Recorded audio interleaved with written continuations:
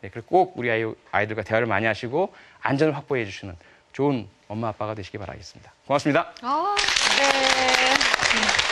제가 교수님 강의를 듣다가 나중에는 교수님이 아동 심리상담 전문가가 되셨구나 그런 생각을 했어요. 근데 왜 그럴까를 생각했더니 결국은 우리나라 그리고 세계에서 일어나는 모든 범죄 해결의 열쇠는 어린아이, 유아기, 아동기에 있지 않을까. 그렇기 때문에 교수님이 거기에 대해서 많이 고민하시고 연구하셨지 않았을까 이런 생각을 하게 돼요. 그만큼 또 우리 부모들의 책임이 굉장히 크다는 느낌을 받고요. 근데 사실 대한민국에서 가장 바쁘지 않으셨으면 하는 분이 교수님이시거든요. 그만큼 범죄가 일어나지 않는 세상인 거예요. 교수님이 한가하신 게. 근데 요즘 많이 바쁘시죠? 네, 안타깝게도 많이 바쁩니다. 그렇구나. 네, 너무 속상해요.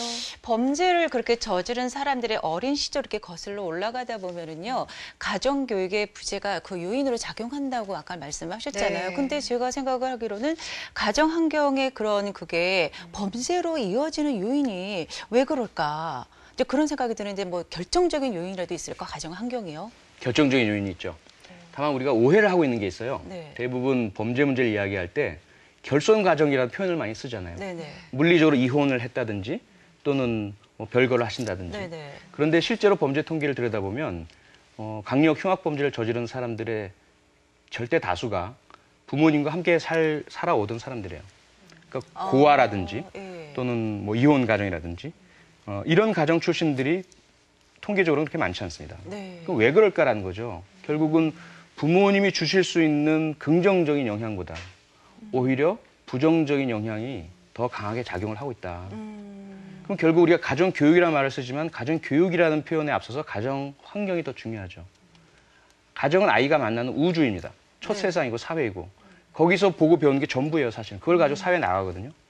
그래서 다른 사람을 이해하는 방법, 다른 사람을 배려하는 태도, 다른 사람의 행동과 말을 내가 받아들이는 방법 이런 것들 다 가정 내에서 부모로부터 배우는 것이거든요. 네네. 근데 거기서 만약에 신뢰나 뭐 애정이 아닌 적대적, 또는 경쟁적, 이해관계 이런 것들이 중심이 될 경우에 네네. 이 아이는 사회에 나와서 결국은 다른 사람들과의 관계도 갈등적, 적대적이 될 수밖에 없고요.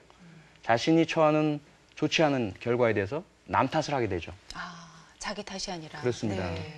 그래서 아무리 경제적으로 잘 살고 또는 뭐 사회적 지위가 있다 하더라도 그 가정 내에서 바람직한 관계가 형성되지 못하면 그 아이는 나중에 범죄를 저지를 가능성이 높습니다. 그리고 아까 이제 그 교수님 강의하실 때도 잠깐 나왔지만 이제 저희 아이가 이제 어린 4살의 딸아이예요. 근데 요 아이한테 이제 인근에 아주 친한 아빠, 삼촌은 아니지만 아는 아저씨들은 많단 말이에요. 가게 아저씨도 있고 뭐 주변에 이제 아는 사람들한테 무조건 저 아저씨들한테 인사를 하지 마. 그럴 수도 없는 거고. 그래서 저는 사실은 엄마 있을 때는 인사해도 돼. 이렇게 가르치거든요. 네. 근데 참 이걸 어떻게 지도를 해야 되는지 참 많이 곤란해요. 참 어려운 문제죠. 네. 사실 정답이 있다고 보기는 어렵고요. 네. 가능하다면 안전 우선 그리고 반드시 예절 네. 이것이 혼합되도록 해주는 게 좋습니다. 저 같은 경우는 아이가 처음부터 인사를 스스로가 많이 잘했어요. 그걸 그냥 놔뒀습니다. 네네. 긍정적인 요소가 있기 때문이죠. 왜냐하면 여러 사람들에게 다 인사를 하면 여러분들이 이 아이를 알게 돼요. 그러면 어떤 한 사람이 이 아이에 대해서 접근해서 나쁜 짓을 하기 어려워집니다. 다른 분들이 감시자가 되어주시기 때문에. 네. 다만 아이가 인사하고 그 어른으로부터의 어떤 말을 기대하고 기다리고 서 있을 경우는 좀 위험해질 수가 있어요. 당연히 늘 그러니까 인사하면 안녕 착하지라고 하는 일이 있다 보니까 아이는 자연적으로 그 후소 행동을 기다리면서 있게 됩니다. 그럴 경우에 주변에 사람이 없을 때 엘리베이터 안이라든지 이런 경우는 위험해질 수가 있는 거죠. 네. 그래서 인사는 하고 공손하게 하되 그 자리에 머물지 말고 바로 이동을 해오는 이런 방법들을 알려주신다든지. 인사만 하고 떠나라 그 자리를. 그렇죠.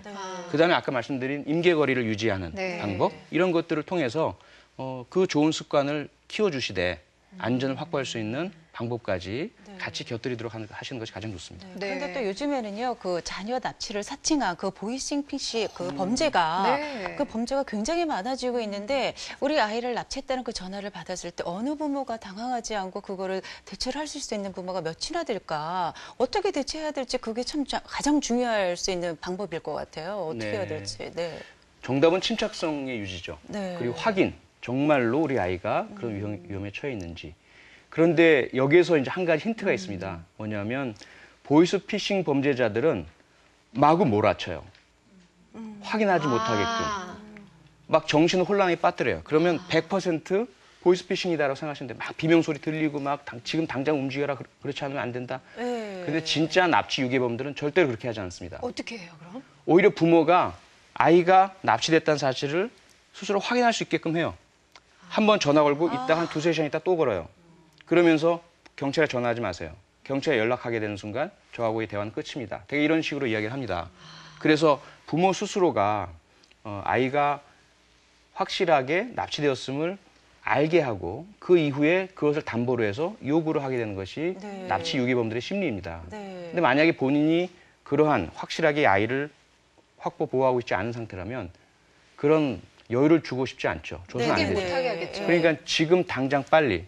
예를 들어서 지금 당장 빨리 돈을 붙이게 하면 있는 것밖에 못 붙여요. 그렇죠? 네. 그럼 유괴범 입장에서 큰 돈을 못 벌어요. 그렇네요. 그런데 시간을 주면 부모는 아이를 살리려고 빌리기도 하고 그렇죠. 채무 뭐 끌어모아서 네. 크게 만들 거 아니겠어요? 그 차이입니다. 그래서 첫째로 다급하게 몰아붙이면서 지금 당장 뭘 하기를 요구하면 100% 이건 보이스피싱이다 생각하시면 됩니다. 막 우는 소리도 들려주고 지금 당장 은혜로 거 하라 막 이런 거는 정말 아니다라는 얘기죠. 그렇죠. 그거는. 예. 100% 그것은 거짓이다. 사기다 이렇게 보시면 됩니다. 아, 오늘 표 교수님 얘기 들으니까 정말 아는 만큼 보이는구나 이런 생각도 들고요. 우리 아이가 안전하게 세상을 살아갈 수 있는 방법은 우리 부모가 만들어주는 길밖에 없다는 생각이 듭니다. 오늘 표 교수님 나와주셔서 도움 말씀 주셔서 너무너무 감사드립니다. 조민희 씨 고맙습니다.